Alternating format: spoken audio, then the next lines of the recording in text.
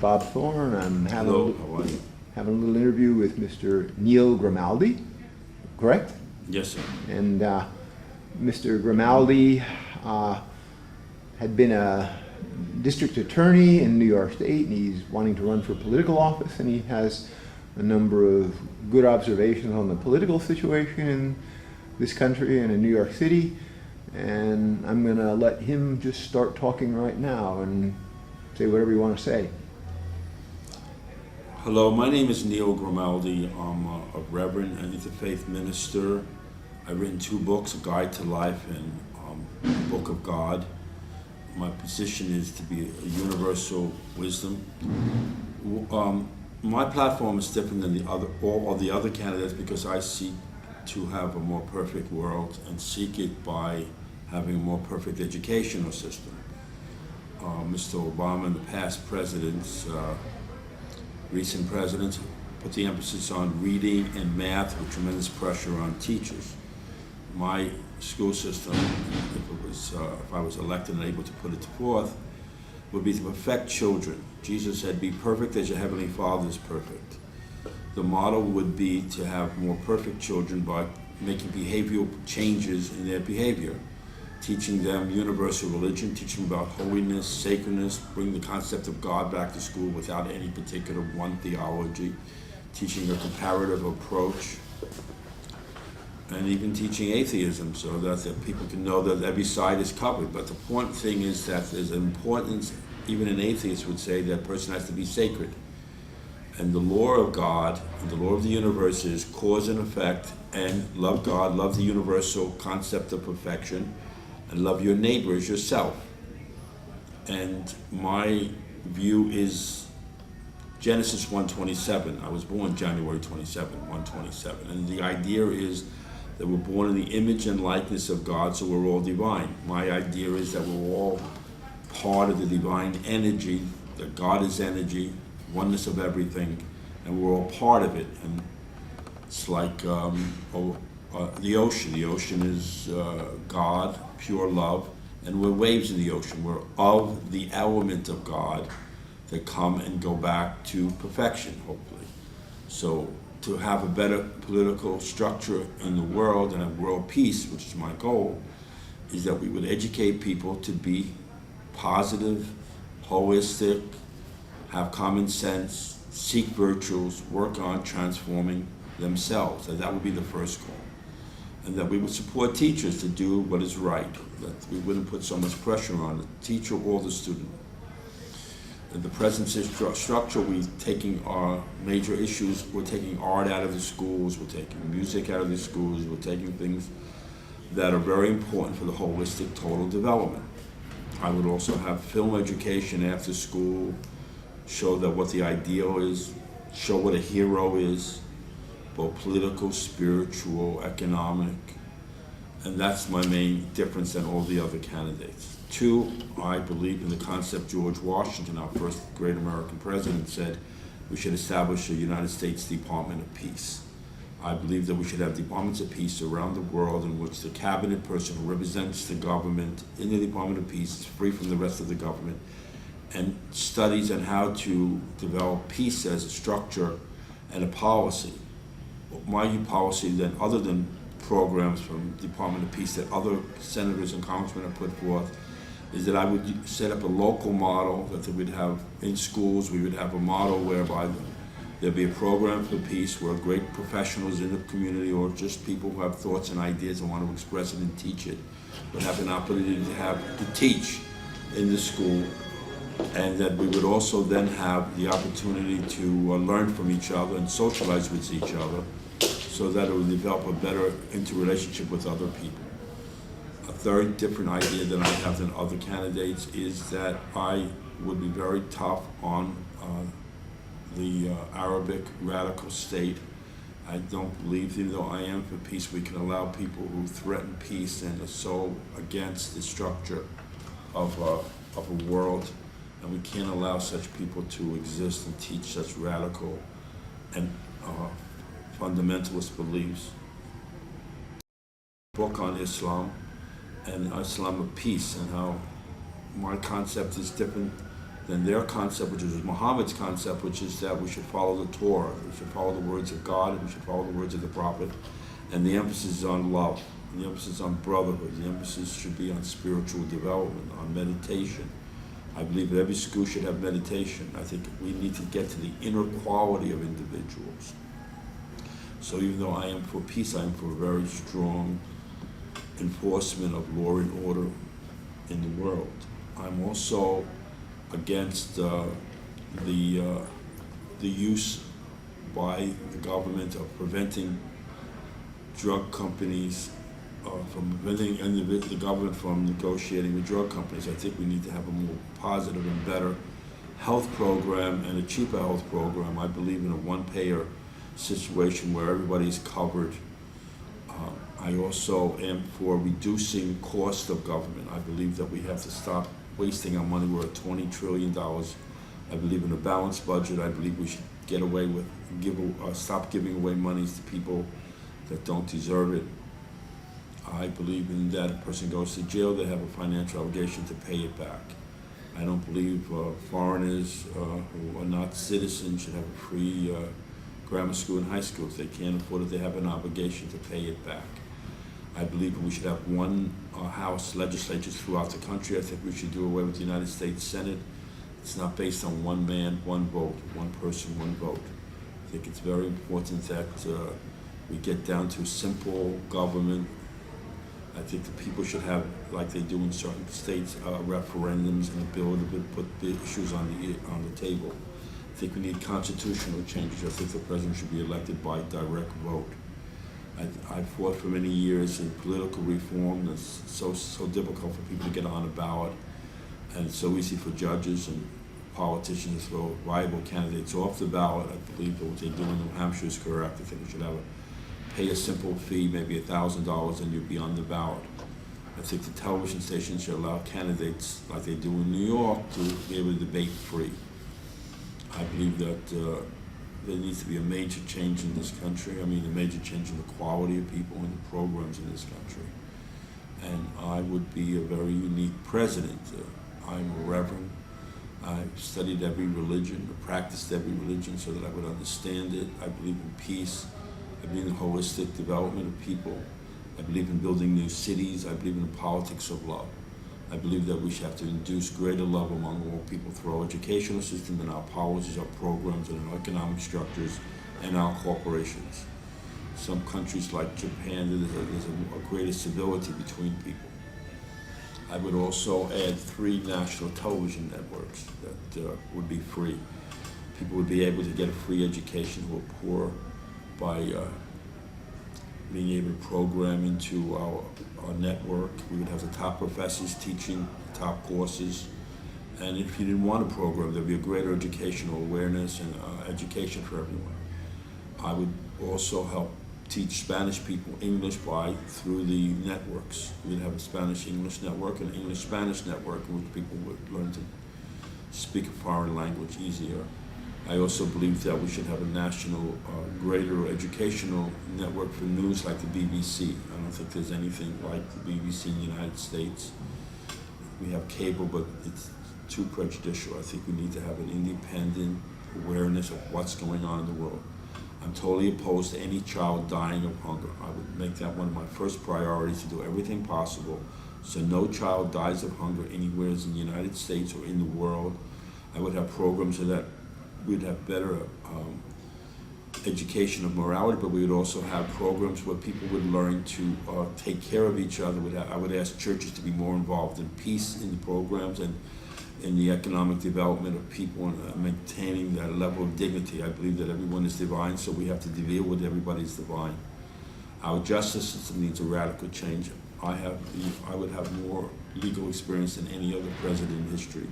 I'd be the only trial lawyer since Abraham Lincoln to become president. I have experience in immigration, election cases, political cases.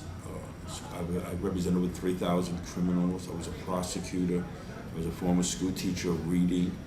I have a varied background. I think that we need to have an independent judiciary. I don't think the judiciary should be picked by the president.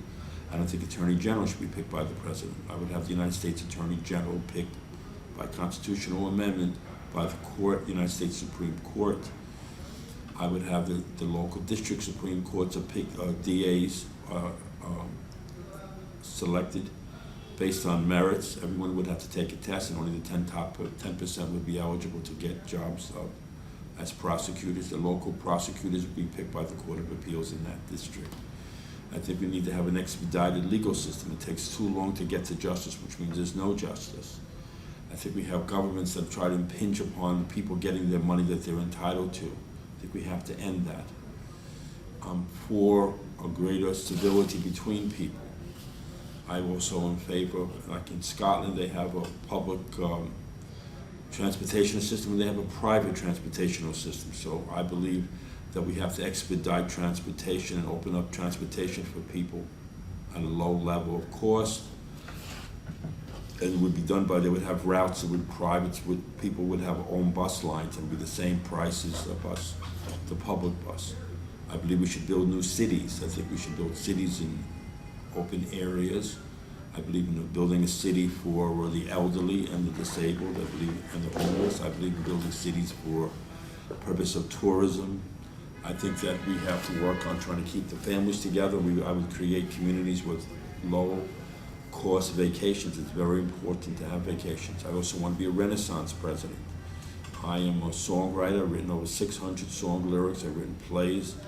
I helped create Law and Order, which I gave to NBC, which they defrauded me out of, unfortunately, many years ago. But I believe that we have to protect the artists, and I believe that we need to develop access for artists to have better communications and ability to perform. So I believe in that we would have the public schools and universities would have greater access for playwrights, songwriters, artists of all kinds. I would work on developing great art amongst great artists in our school system. We would work on finding out who the greatest artists would, and they would have a special program for them. In the present program, we're doing away with art programs. We're doing away with music programs. We need to increase that. We also have a medical system where, which I believe is very unfair in many aspects, I would reduce the liability of doctors, or make it easier for them to work as doctors. I would reduce the insurance by reducing the liability. I would cap the maximum liability, maybe perhaps at $500,000. And if people can't pay for their medical thing, then the government will take care of it. We need doctors practicing medicine. We do not need them retiring or being under this tremendous pressure. They're one of the most noble professions. I have great respect for doctors, nurses, and religious people of all faiths. I study all faiths, and I think that we have to change the medical situation. And people, unfortunately, the top 1%, getting most of the money as a result of the economic system. I believe in that we should change that. I believe in that we should have equal pay for women, and that I would enforce those laws of equal pay. I believe that black people are really totally discriminated against in jobs, as they are in restaurants in New York. I believe that there has to be in Roman Empire, a citizen had great status. A status of a citizen was an important thing. In America, once you come to the country, everybody has the same status. I don't believe in that. I believe that we should have, citizens have superior rights. I believe that foreign residents who live here should pay taxes whether or not they make money or not. Everybody has to pay. I don't believe in anybody getting a free ride. I think everybody has to pay a minimum of $100 at least. If they can't pay it, then it would be a liability. There's 45 million people who pay no taxes. I don't think that's the way to go. I think we have to work on reducing the debt. Maybe idealistic, I would like to take $1 trillion off. Not doing what Obama's been doing, is adding trillions to it. And if anybody wants to see my website is neilgrimaldi.com, neilgrimaldi.com. I'm available if anybody wants to call me. My number is 646-229-7974. I'm unique in that I'm a humanitarian. I've had over 20 homeless people live in my house. I've helped 3,500 poor people. I'm representing them, not just representing them in criminal case, but trying to holistically change them. I've studied every religion. I would be able to deal with Muslim fundamental radicals because I understand Islam and I understand what they need to do. I would have TV shows in their media. I would have people on the ground arguing their cases. I would be building schools there to develop peace in their schools. I want to thank you very much for your time. I'm totally underfunded. If you could send me any contributions of any amount, I would appreciate it. You could send it to me, Neil Grimaldi for President, Post Office Box 63, Bronx, New York, 10458. Post Office Box 63, Bronx, New York, 10458, or you can see Google Wallet on my website. It's very difficult to run with absolutely nothing. If anybody wants to volunteer or be a secretary, I would be so helpful. Thank you very much. You want me to ask some questions? Here, I can ask some questions. Yes. Okay. Yeah. One of the things is. Well, introduce yourself, who you are. Yeah, my name is Bob Thorne. No, you're a doctor. Yeah, You're yeah. a brilliant doctor, holistic doctor. I don't know about Very fine man. Well, I've tried to take care of patients pretty well. I think I've done that pretty well. I think that I ran with Jeff Boss for some offices, and my thing was that I wasn't going to take a salary because I felt that we've got too many laws, and I basically just wanted to do medical things and then work out of a little local town hall with the people, and we could have teleconference with Washington, D.C., because then, you know, the politicians are not going to be in the bully pulpit of the people down in Washington, D.C., and they don't have to pay for the rent for a second house down in Washington, D.C. They can live where they are. They don't have to take a salary. They can go together with town halls, and you can do it with a teleconference in Washington, D.C. So what's the issue, the question? Well, basically, what the thing is, that way they'd be able to feel free to do what they knew was best for the country instead of being down in Washington, D.C. and being bullied to do what they're told to do. Right. I mean, I think they've got to get out of Washington, D.C., and then, you know, they have to get a second house down there, and they need all the extra money, then the bribes become, you know, a way to survive. If they would just be able to do the full, this is the original intention of the U.S. Constitution, that people would just be part-time politicians. They'd be doing something legitimate and keeping the laws to a minimum to allow the people to have the maximum freedoms. I mean, if you look at the Bible, the 10 Commandments, that's 10 laws that, you know, can tell you how to live everything right. We don't need anything more than that. But we've got so many laws, and the way the laws are used is they're used to limit people's rights, they're used to protect one group at the expense of other groups. Yes. If you get back to the simple 10 Commandments and, you know, basically straight laws, and then the Bible also has some of the things in the book of Leviticus that are just good common sense types of things, minimum set of laws, that permits the maximum amount of freedom. And also, I agree with you. For example, the tax law is just totally it's unfair. crazy. I mean, all the people who make the most money, the billionaires, have all the tax exemptions, and everybody else is, Even some of the major corporations. Yeah, major corporations, like General corporate Motors, welfare, pay and minimum amount of taxes. competitive advantages change given that. to some of the big ones through tax dollars.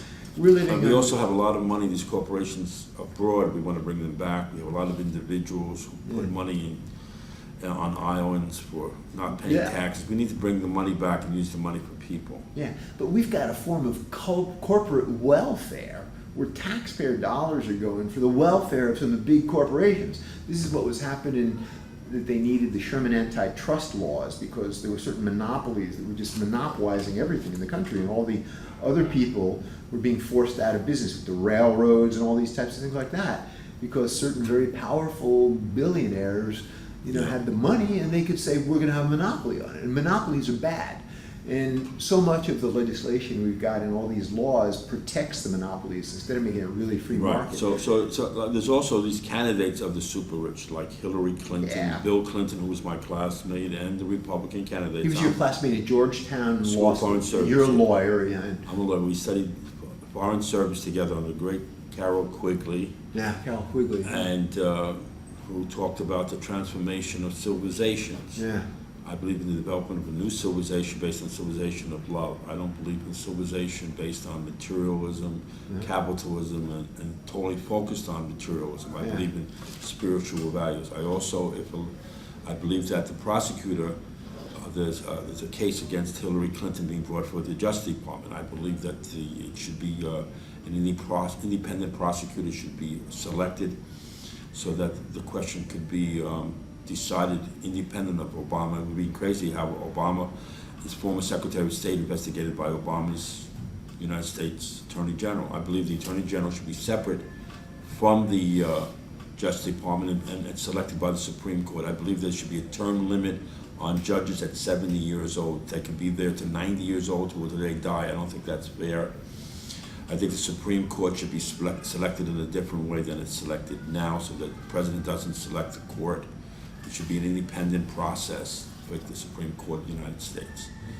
I believe that the justice in the United States is at a very low level. I mean, you pick the best lawyer, and the best lawyer can win the case.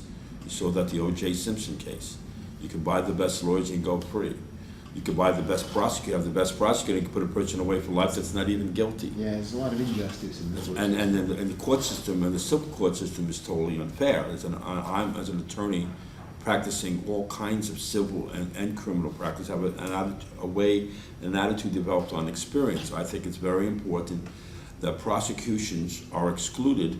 For example, General Motors might have a defective device, and they know it's a defective device, and 100 people die. So why is it that they just get a fine? The person that's responsible for the killing of all these 100 and so forth persons should be prosecuted. Corporations should not have a veil from criminal prosecution to be able to do these things that they do. Right, Yeah. and there's so much criminal fraud throughout the whole system. The police officers don't prosecute. Should be an emphasis on prosecuting real criminals who are fraudulent, and not saying it's just a civil thing. And then we have civil cases. I would be unique in that if a person got a verdict in a civil case, I would have the judge who decided the case work on the implementation of the payment. Now you have a situation where you get a decision and you don't collect. Mm-hmm. Majority of cases you don't collect. There's too many procedures for people not to be able to pay. Mm-hmm. For example, bankruptcy between two individuals, two friends. One person loans the other friend $100,000. They go around the country, enjoy themselves. They come back. They go into bankruptcy. Then he makes money. He doesn't have to pay. Bankruptcy laws need to change. There's a universal law, cause and effect. If you do something wrong, you have to pay it. And there's too many ways to defraud people and individuals. Mm-hmm. And the politicians have too much money, and they continuously defraud. And I also, on Unic and any other individual, I think the public has been negligent in how they deal with their votes. They keep putting the same people in the same office, and so therefore we need a constitutional change in term limits.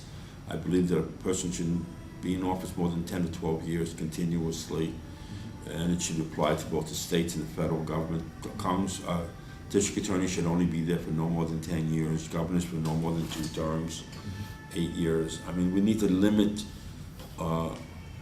power in the hands of the same individual. Hoover took over the Justice Department and FBI.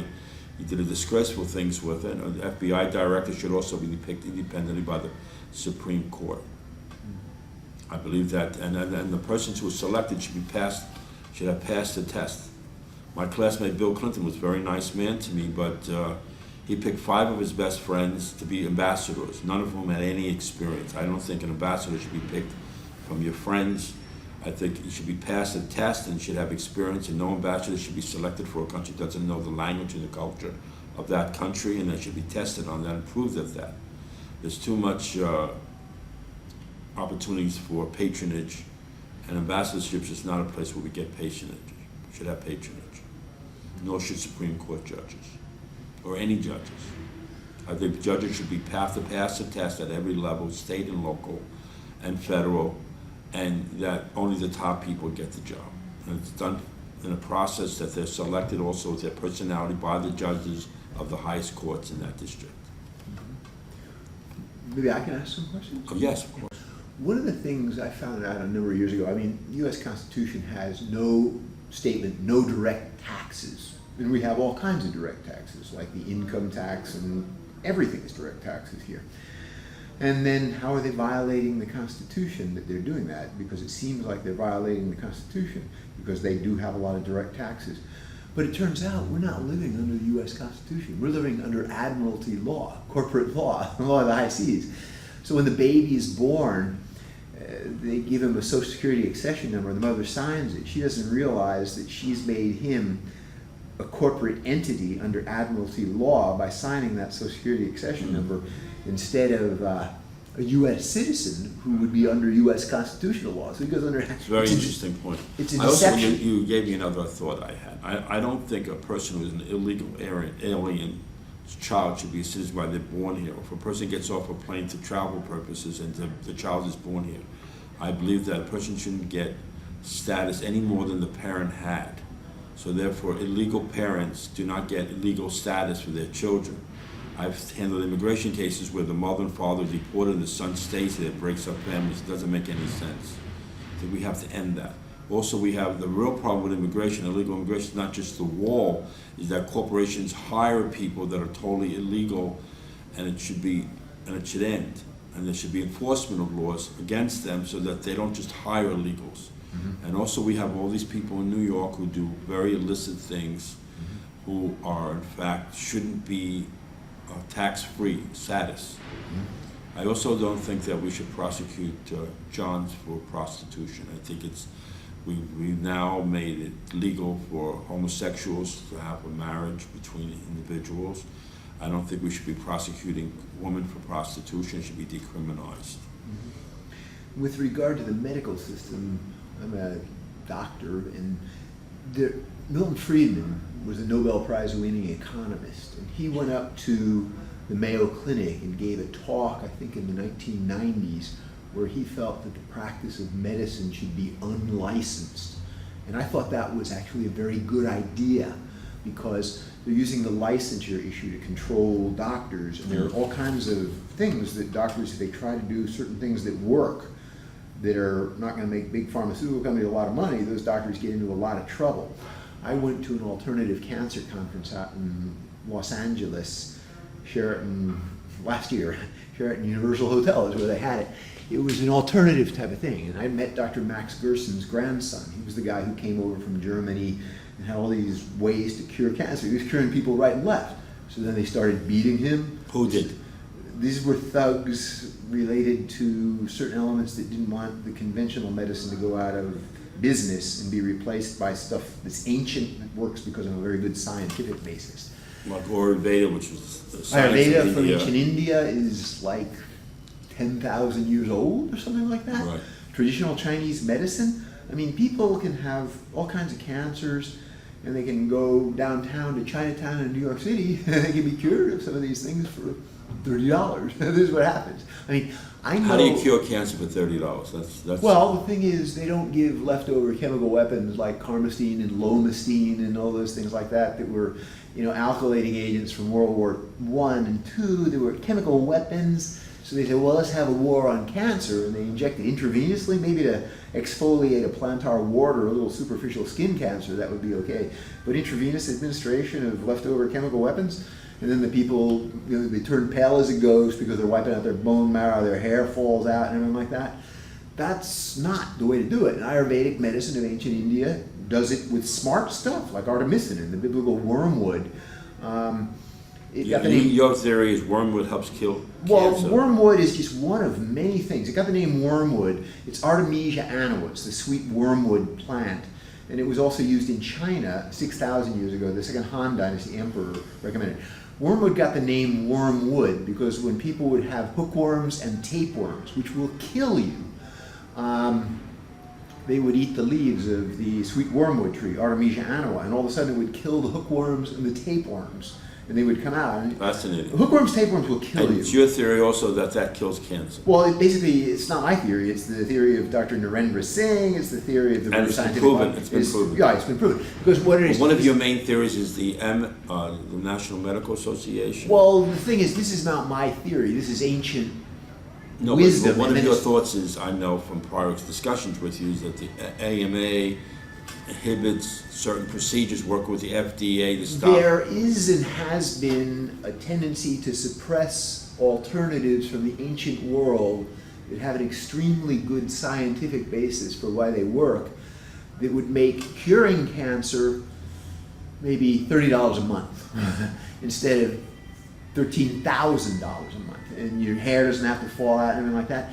Now, there's a pretty well, with the wormwood, the way it works is it would be taken for hookworms and tapeworms. Since they live off of the blood, they accumulate a lot of ferric iron in the +3 valence. The second Han Dynasty emperor 6,000 years ago recommended that Artemisia, wormwood, be used for hookworms, tapeworms, malaria, and also cancers, certain cancers. malaria parasite lives in the red blood cells, so it also accumulates ferric iron. And then it turns out that the more deadly a cancer is, the more ferric iron that tends to accumulate. So basically what it is dogs don't wear sneakers or shoes. They go walking on the grass without sneakers or shoes where they've sprayed all the insecticides and the herbicides. The next thing is the dog is coming down with deadly cancer. The osteogenic sarcoma, bone cancer, especially the hip, is a very common cancer in dogs. Guess what cancer accumulates huge amounts of ferric iron and has this massive release of free radicals that kills the cancer cells just like it kills the hookworm, tapeworms, and the malaria parasite. How did that happen? Well, Dr. Narendra Singh is a medical doctor, MBBS, British system. He's an Indian guy, and he's a biophysics guy also. And he's working at University of Washington in Seattle doing things on how it works. And they found out this massive release of free radicals when the artemisinin molecule gets near the ferric iron, the +3 valence, it just kills the hookworms, tapeworms, and malaria parasite and the cancer cell. Wow. And the more deadly the cancer cell is, the more ferric iron tends to accumulate, which is one of the ones, bone cancer in dogs accumulates a lot of ferric iron. And the veterinarians are curing dogs right and left. They're allowed to use the artemisinin, the wormwood, for doing that. And there are all kinds of blogs, dog cancer blog, Path with Paws, everything. They're curing dogs right and left with bone cancer. If you're a person, since they don't want to lose the money, you have to die. I mean, that's what it basically boils down to. I mean, doctors should be allowed to do these things without the FDA going after them, the state medical boards going after them, and everybody going after them. And I think that the circumstance of this Dr. Brzezinski down in Texas, they were going after him because he came out with some patentable ways of doing things on, so they infringed on his patents. They were trying to take away his license. They were doing all this stuff to him. The state of Texas became infuriated. The people in the state of Texas. He won the lawsuit. They are going after the people who went after him to try to take him, because a bunch of people died when they took these types of things away from them because they were going after Dr. Brzezinski for something very good that he was doing. Thank you so much. I want to thank you so much for this opportunity to speak. I know that I really appreciate it. You did this from the graciousness of your heart. I met you a few times. You're a very interesting medical doctor. And I have a very poor campaign, and I would need your help. So please, if you could help me campaign, I would like to be able to speak. Many third-party candidates have changed the system by giving new ideas. I hope to set up a new third party and run as an independent. I also hope to run, if I get enough support, in the Democratic primary. But my politics is independent of the political structures. I have ideas that are Republican, that are Democrat, holistic, and futuristic. So I want to thank you very much for this opportunity to be heard tonight. And if anybody has any questions, I would appreciate you contacting me. My email is ngrimaldi2006 at Hotmail, ngrimaldi2006 at Hotmail. My website is Neil, N-E-I-L, Grimaldi, Grimaldi.com. Good evening or good afternoon. Thank you very much. Maybe I can mention something here. Yes. Also on Facebook, you can see me on Yellow Grimaldi, A-N-I-E-L-L-O Grimaldi, Grimaldi.com. Of course, Doctor. Yeah. This issue that has been of interest to me somewhat concerns the thing called chemtrails, which are not ordinary jet contrails which disappear, but they form between 30 and 40,000 feet because you got to get cold enough to cause it to crystallize. If you go higher than 40,000, it evaporates very quickly.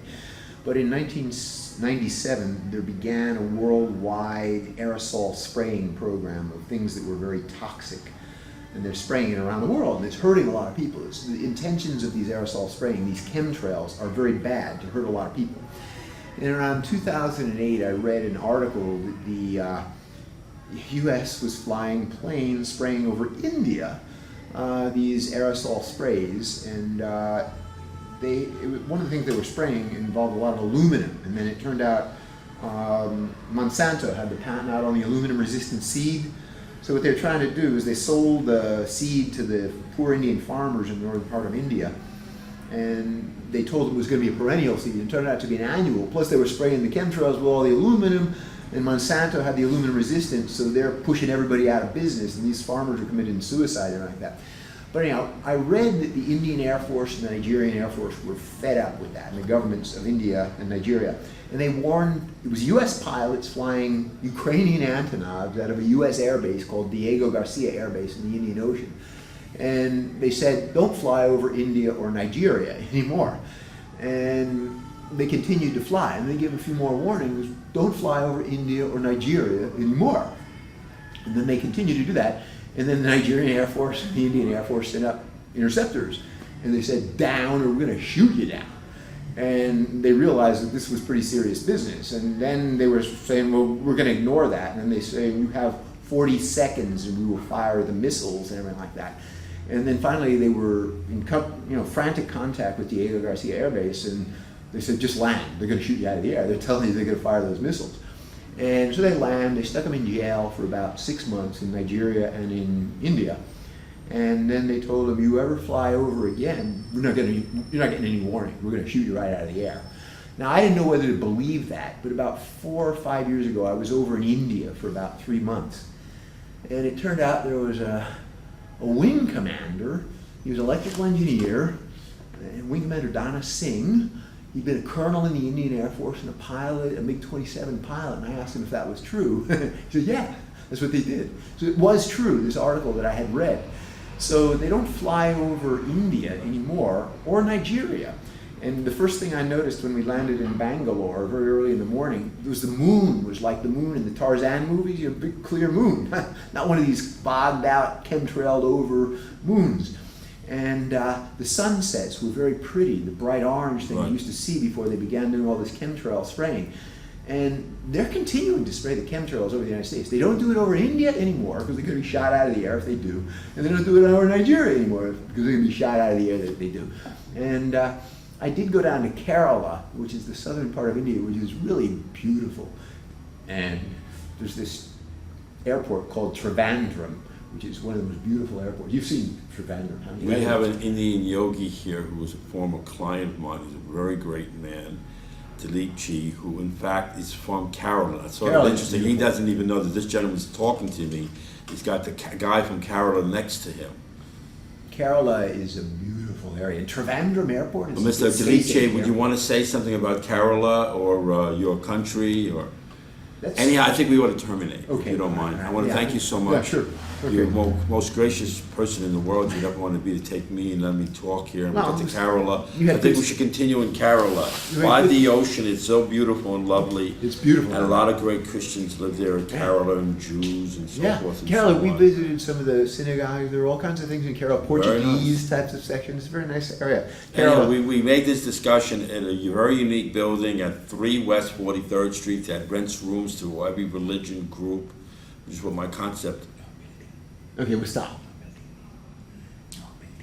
Anyhow, we thank you so much for hopefully seeing this. Okay. If you've got any ideas on the issues, please send them to me. Okay. All right, so I'll turn the You camera can off. mail me at that same address where you're going to mail the check, hopefully, at P.O. Box 63, Box, New York, 10458. Thank you. Okay, I'll turn the camera off now then. Okay. Good talking with you and good interview.